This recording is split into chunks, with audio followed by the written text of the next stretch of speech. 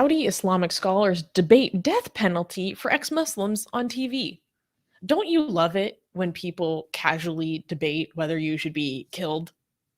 Just casually. It's just a debate to have on TV, whether you should just be killed for not wanting to believe something. Well, let's get into it. On March 2nd, Saudi Arabian channel Rotama Khaligia TV aired a show that sparked controversy across the Muslim world. Two Saudi religious scholars debated whether apostasy, or abandoning one's religion, should be punished by death according to Islam. Ahmed al Ghamdi argued that people have the right to choose whether to adhere to Islam or not, and that there is no verse in the Quran that mandates the death penalty for apostasy. However, Abd al-Rahman Abd al-Karim claimed that apostasy is a grave sin and it deserves the death penalty as stated by Prophet Muhammad. This debate brings up the question of religious freedom and human rights in many Muslim countries, including Saudi Arabia, where apostasy is still a crime punishable by death. Now, I thought that this was really interesting for a couple of reasons. If you scroll down, we actually have the full video embedded, and we could watch that if we want. Of course, everything is subtitled, but what I find so interesting, or I could read out the statements so that we don't have to pause the video and all that stuff. It was significant to me that this is still happening because I think clips like this are important to show audiences, because it's not like this is a conversation that was held 10 or 15 years ago. This is a conversation that was on Saudi TV at the beginning of this month, right? So for anyone who's like, oh no, these aren't opinions that are widely held, that's just not true. These are still things that are openly supported on TV. And it's still a point of contention. So don't let anyone tell you that like, oh no, that was only like, 15, 20 years ago that people were saying these things openly. No, that's not true. This is literally March 2nd. Second of all, what I find very significant, Armin, is that the man who was arguing that people should be free to leave Islam is the former head of the Mecca chapter for the Authority of the Promotion of Virtue and Prevention of Vice. So one of the people who is the head of in Mecca, how do you say it right? Ibn Aruf Hazmakar, something like that. I don't know what you're referring to. No, for forbidding good and commanding. Oh, Amr bin Ma'ruf wa nahy anil munkar. Thank you. So someone who was like in charge of that is the one who's arguing that people should be free to leave Islam and they shouldn't be forced to do so. He said, quote, people who do not adhere to the Islamic faith are free to do so. They must not be coerced. And he said there are unambiguous verses in the Quran regarding their freedom to do so. Allah said there is no coercion in religion. He cited the famous verse 256 of the second surah of the Quran. There is an unambiguous verse, and it applies to the infidel before his conversion to Islam, as well as people who converted and then became apostates. They are free to do so, as Allah made it clear in this verse. And he also said that there isn't an explicit verse in the Quran saying that apostates should be killed as a punishment for his apostasy. And meanwhile, this other scholar who is part of the Saudi Fiqh Association just completely disagrees with him. He's like, no, what are you talking about? This is 100% hudud. Like, this is clearly mentioned in the Quran. And there has been a consensus among Islamic jurisprudence about the punishment for apostasy. And we have the hadith, and he lists all the reasons, and I can give his full quotes in a second if you want. But what do you think about this? One, the scholars and their credentials of who's saying it, and the fact that they're having this conversation at all. What is your thought? Okay, so let's make this very clear. The Islam itself is very clear about this. Okay, if Islam is the Quran and the Hadith, then it's very clear that the teachings of Islam tells you that somebody who leaves Islam, they're supposed to be executed. It's very, very clear, right? The interesting thing is that one of these two guys was focusing only on the Quran and not on the Hadith, which seems to be very much in line with what Mohammed bin Salman is trying to do, to reduce the influence of Hadith in Saudi Arabia and to just have a Quranist perspective. A Quranist perspective means mostly focusing on the Quran and getting rid of the Hadith, right? Um, that is a very challenging thing to do, because that's not what Islam is. Islam has been, there's been a consensus for the past, for ever since Islam was a thing, that Islam is both the Quran and the Hadith and the Sunnah. Basically, there's two wings that you can't fly without: the Quran. Muhammad as a role model, his teachings and sayings, and the words of God, as these are the two guys that you have to know how to live. So you can't just cut one of these out, because if you do cut one of these out, then almost everything that we recognize about Islam goes away.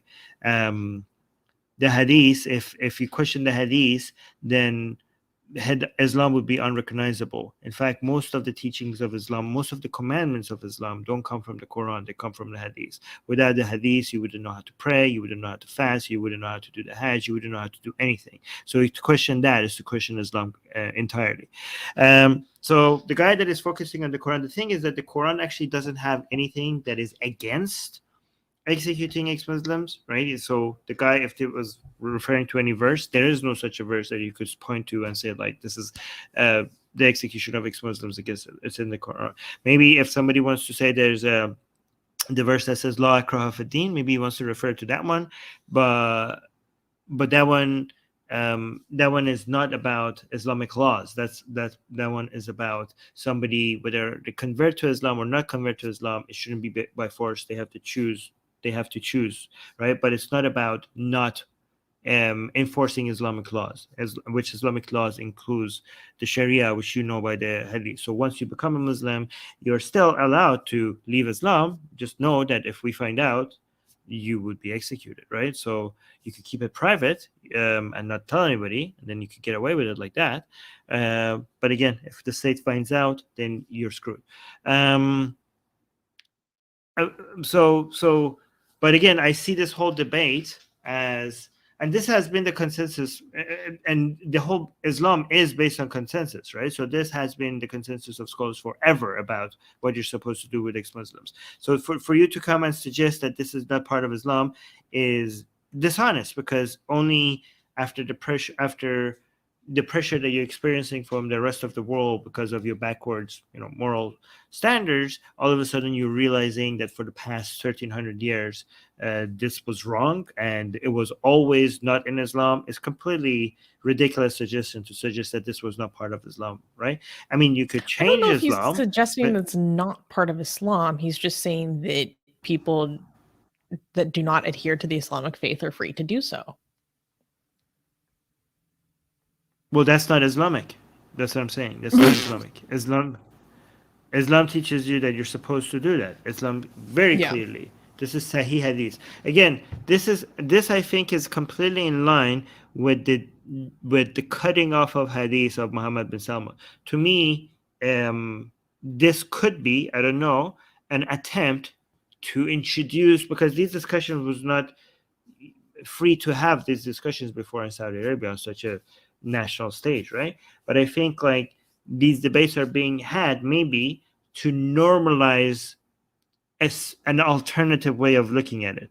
So given how much Muhammad bin Salman is coming out and against hadith that is not mutawatir, even if the hadith is sahih, and now seeing conversations like this being normalized, to me it seems like Quranism, which means that a Quran only focused version of Islam is something that is trying to be pushed into society from the top down, to normalize seeing. Because if you could question the hadith, most of Sharia will be questionable.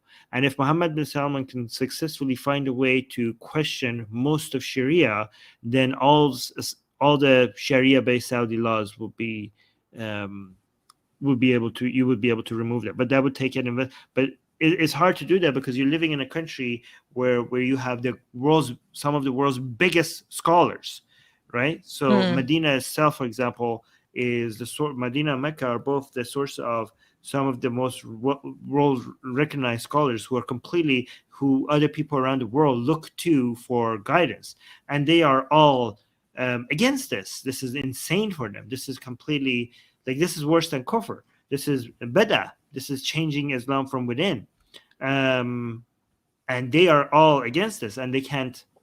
And they think like this basically makes Muhammad, in their eyes, Muhammad bin Salman is the worst enemy of Islam right now, because it's one thing for people who are not Muslim to come against Islam. It's one thing from right wingers or ex Muslims or other people like, okay, these are the enemies of Islam, obviously, right? But it's another thing from somebody from within an Islamic country, from within the land of the Prophet, to come out and spread these to the world. Like there is no great, in the They're eyes of the munafiq. Islamic scholars around the world. Yeah, this is rotting from within. So this is the greatest threat. This should Honestly, I and think the they might fact be that right. yeah, they are. And the fact that Mohammed bin Salman is close with Israel, they think this whole thing is a Zionist plot. Like this is for them, this is a huge red flag that the Zionists have managed to infiltrate and come from within, from the land of the Prophet, to be able to try to defeat Islam from the inside out. So this for Yo. them is a huge red flag. Yeah, Hey, yo. yeah. Damn. If that's true, we just all need to give in to the Zionists because they're too powerful. Just give up. Just give up, guys. Just give up. There's no hope. Why would you even try? Oh, you know what? You know why you shouldn't give up hope? You know what? Because they deceive and they deceive, but Allah is the greatest of deceivers. there you go. At the end, when you think all hope is lost, they all deceive, but Allah is the greatest of all deceivers, and He will come on top. Can I get a takbir in the chat? Takbir!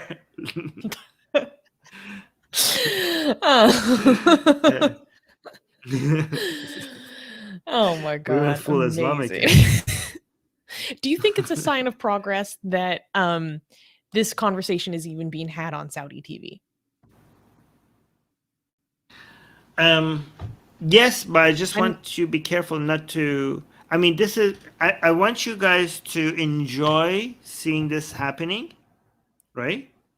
I want you guys to be happy that this is happening, but I want you guys to stop short at congratulating Mohammed bin Salman. Okay, it's okay for you to be enjoying this. It's okay for you to be celebrating this. It's okay for you to see this as potentially progress. Okay, if it doesn't all come falling down, but again, do not congratulate this monster for it. Okay, Mohammed bin Salman is the greatest war criminal of our lifetime. So there's that.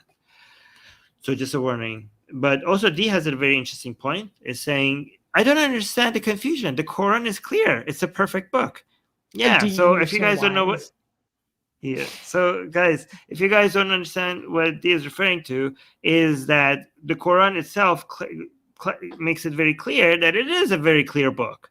So it says that it comes in clear Arabic and it's very simple and accessible to everybody, which should make conversations like this and confusions like this not happening. So I don't know why it's happening. What is there to because be this is a very confused about? clear. I don't understand. What is it? It's supposed to be very clear. Why are all these confusions? Yeah.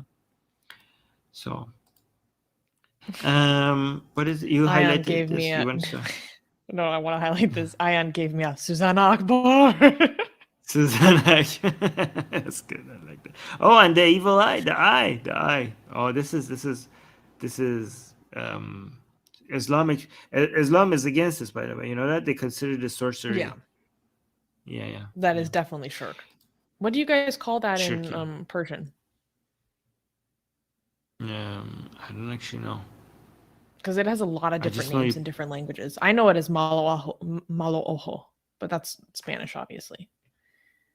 Mm-hmm. And it's usually included Okay. in the Hand of Fatima. It's Yeah. interesting. Well, that's different. Yeah, it is. Anyways, did you know that Muhammad was cursed one time with magic, with Who sorcery? cursed him? The Jewish woman Some power. to No. poisoned There him? was no. That was way before, like way before. Some powerful sorcerer, and they went look for it, and they found that there was a comb at the bottom of a well. I think that was causing the curse. Which is a weird Oh story. wow. Anyway, yeah. Vishwa, it's the Nazar. Thank you. Yes. I don't know if is that what you call it in Persian? I think this is what the Kurdish people That's call it. yeah, but you're just supposed to touch wood and it'll be fine. I don't know.